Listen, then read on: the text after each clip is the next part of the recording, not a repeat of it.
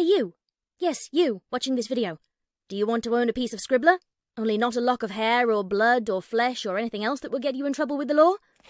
Well, now you can, with t-shirts, hoodies, tote bags and mugs featuring Obab Scribbler at her Teespring store. You know you want to. I shall now stop talking in third person and send you on to the video. Be lovely to each other and enjoy the show.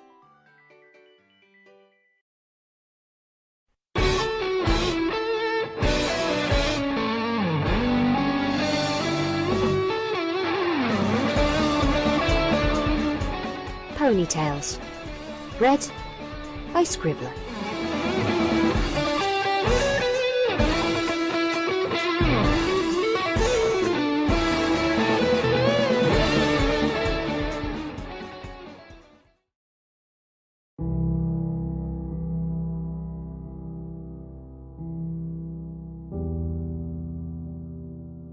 The first time I realized my anxiety was overwhelming, I was 4 years old.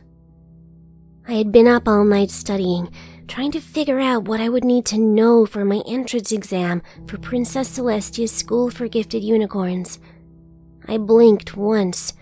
It was perhaps 4 a.m. at the time, and when I reopened my eyes, the letters were all mixed up and out of order. I felt a panic that I would feel many times over the years. But that was the first time. Not unlike the chemicals in your brain that give you a high when you first try a narcotic, that first rush of panic was the most memorable one. My brain isn't working! I remember thinking that clear as day. I was panicking. If I couldn't read, I was gonna fail before I'd even started school. I hadn't been able to think straight. I looked around frantically and found a cup of different colored highlighters. Mom had allowed me to have a desk in my room, and in the candlelit darkness, the neon colors called to me in a sort of siren song. I grabbed one of the highlighters, the pink one. I remember it perfectly, and started to uncap it. I realized a moment later that if the letters were all scrambled, I wouldn't be able to know what was the most important. The frenzied kinetic energy inside of me screamed at me to do something. I looked back at the highlighter cup and grabbed all of them. I started rearranging them into shapes. Squares, triangles, stars, a hexagon. Then I arranged them into different orders of color. Pink, orange, yellow, green, blue, purple, in order of preference, of gradient colors, of brightest to dullest, and on and on and on. It calmed me down, gave me a purpose. Rearranging those highlighters made me feel calm, neat, orderly. It gave me a task to complete, something I desperately needed, and calmed me enough to make me realize I needed to sleep. That was the moment that started my illness. A supposed one-time response to a moment of panic would snowball into a knee-jerk response. It was just that simple. Given my history, one might be inclined to think that the start of my neuroses would be more dramatic. But it wasn't. It was just one moment that defined my responses to fear. That was all. My studying stayed as constant as ever. I didn't push myself as hard as I did that time again, not for a long while, but when I got worried or nervous, I found myself organizing and reorganizing things, color-coding things. I checked and rechecked doors. It began as something I did to take the edge off of my fears and think rationally, and evolved into something consuming my time, was constantly needed to reassure me. Being a naturally anxious person, possibly only outranked by Fluttershy, made a seamless transition from something I did occasionally to something I had to do to keep calm. The problem is, I cannot pinpoint the exact moment the transition occurred. Was it the day my brother's shining armor left to train for the Royal Guard? Was it when Spike grew out of his hatchling days and into a toddler that I had to keep an eye on constantly? Or maybe when I realized how different I was from the ponies around me, wanting to cultivate knowledge rather than friendship? I don't know to this day. All I know is my need to be organized, to reorganize things, to check things several times, took on a life of its own without my permission. As the expectations of being Princess Celestia's student piled upon me, the need to organize, check, and recheck became sharper, more painful. I had to do it, or else the sky would fall down on me. It went something like this. Princess Celestia would give me an assignment due in a month. A thought of, that isn't enough time to do this well, or I'm going to fail this assignment and flunk out of magic school, would float through my head. Suddenly, I would wonder if I had really reorganized the reference section of my library last Tuesday like I thought I had. I'd use my magic to take it all down and start over again. I'd check and recheck. The titles were in alphabetical order. I'd organize in alphabetical order or occasionally by color gradient if I was feeling particularly picky about that. And then when I was done, there would be a beautiful moment of calm afterward, where I knew that everything was okay. I'd made order from chaos, and it was beautiful. But then, however much time later, that wondering of, did I reorganize the reference/history/classics/spellbook section would hit me again, and I would have to do it all over again. A never-ending spiral of getting tied up in my thoughts and doing things to stop them. I recall, before I moved into the castle permanently, my parents noticing my obsessive behavior and taking me to a therapist. I don't remember too much about that particular visit, or the mare whom I saw. What I remember of her was limited to the color of her blonde, glossy mane and sky-blue eyes. What I really remember of her was what disarray her bookshelf was in. She allowed me to rearrange it while we talked. What we spoke of was really something I can't remember. What I could assume was discussed was likely something along the lines of my love for books and how good it felt to organize them. If we discussed why I needed to do that, and I gave an answer, I don't know what it was. I saw her maybe 3 times before I left for the castle. I don't remember her voice much, but I do remember how soothing and gentle she sounded. Her voice reminded me, somewhat, of my mother, comforting me from a nightmare when I was little. After I moved into the castle in Canterlot, my anxiety lessened quite a bit. I'd been given a space in the library, and I could spend all my free time either reading or reorganizing those books to suit my likes.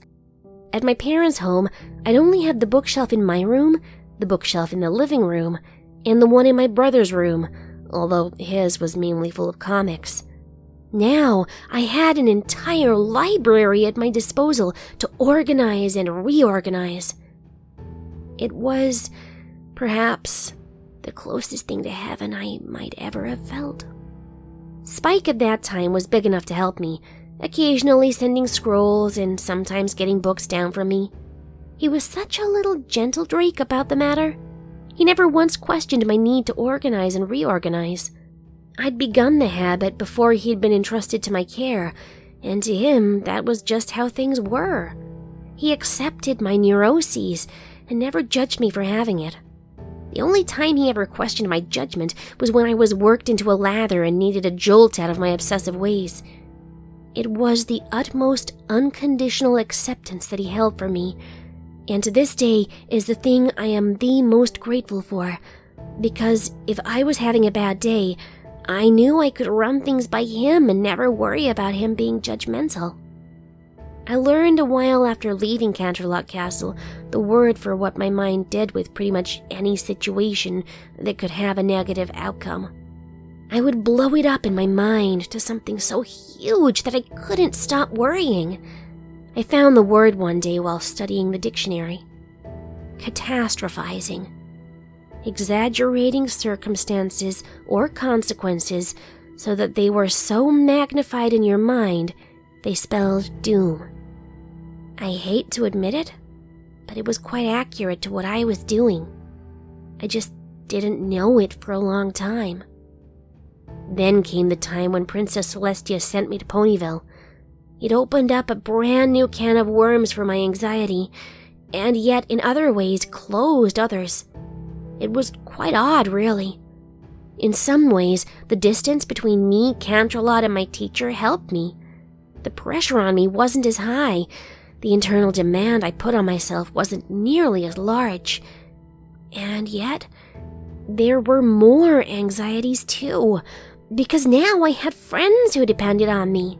I was living outside of the realm of immediate assistance from my family, and obviously, I'd had to save Equestria a time or two. My friends helped me a lot with my worrying, my intrusive thoughts. I never quite got over the compulsions of organizing and reorganizing, however. I didn't check doors at all, though. I thought that had to mean something. Didn't it? However, I still had days that were absolutely horrific. I remember shortly after the Golden Oak Library was destroyed and my castle was erected that I went into a terrible frenzy. I'd found the library in my castle and spent hours and hours reorganizing them, but there was no release of satisfaction that time. That terrified me. I needed to organize something immediately. I'd run to the kitchen and reorganize the pantry, but it still wasn't enough. I'd taken a shower, scalding myself with the heat just to try and make my thoughts stop spiraling. Something terrible happened. You couldn't stop it. Your friends were in danger. Your home was destroyed. You nearly lost everything you cared about. What if you hadn't been able to save your friends? Rainbow Dash would have never flown again. Fluttershy wouldn't have been able to communicate with her animal friends. Rarity wouldn't have been able to sew. And if you had made one wrong choice, they might have been hurt. I couldn't stop the spiral. I did everything to try. I reorganized everything in the castle. I took a scalding shower. I tried to clean everything in sight just to try and make it stop. But it wasn't enough. I'd absolutely lost my mind.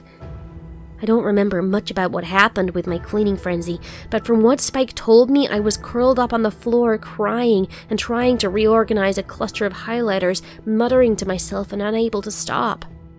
He had called Princess Celestia in a panic, and she'd come and snapped me out of it. I'd responded to her voice as well as ever, and she'd taken me to the hospital. I'd stayed there for a few days and taken a little blue pill to help me calm down, writing furiously on scrolls with quills and trying to get all the words inside of my head onto paper in hopes of trying to stop it all. Finally, after 3 days, I was stable, more or less. But I had begun avoiding the castle because of my fears. It wasn't a home at all. It was a place that grew when my fears had nearly come true. But when my friends redecorated the castle and put all of my memories in the map room, it somehow calmed me down. To this day, I still cannot articulate in words how it helped me. I've racked my brain trying to understand why that gesture helped me so much. The closest reason I can think of that might make sense was that it was a permanent reminder that I wasn't as alone as I felt sometimes. Maybe there was more to it than that. I'm not sure. My friends were remarkably understanding about my predicament and encouraged me to tell them when I felt the need or had those bad thoughts. And it's helped quite a bit. But I've still considered going back to therapy. Even though, as a princess now, my schedule didn't permit for that kind of disconnect from the world. I still find the need to schedule, organize, and color code. But it's easier now, with my friends helping me. I still spiral sometimes when I can't stop thinking. But there is one saying that rings true for me in all of this. Once you hit rock bottom, there is nowhere to go but up.